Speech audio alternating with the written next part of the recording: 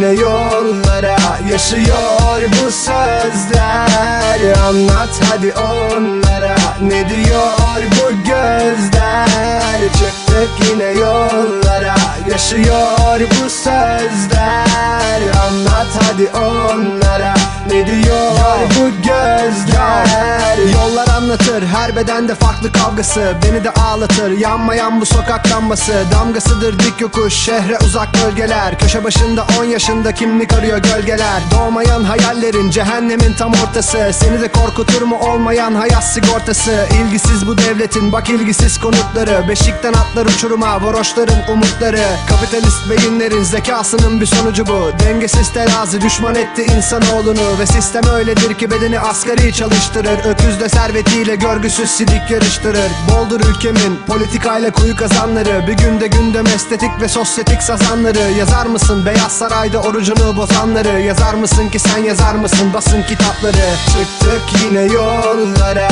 yaşıyor bu sözler. Anlat hadi onlara, ne diyor bu gözler? Çıktık yine yollara, yaşıyor bu sözler. Anlat hadi onlara, ne diyor bu gözler? Kavgalar ve zor yaşam sebep geçim sıkıntısı. Bir iş bir evdi sadece mutluluk takıntısı. Sokaklarında büyüdüm hep, adımlarımla büyüdü rap. Ve yürüdüğümde sahnelerde belgesel gibiydi hep. Kulaklarında senfoni, çocuk silah siren sesi. Dudaklarında bir küfür ki bak hayat fakültesi. Master'ım bu burjuva, sanatta gerçek arıyorsan. Gözlerinde cümle çok, yazma dilini biliyorsan. Kalbinizle yüzleşin, varsa bölsün uykunu. Çelik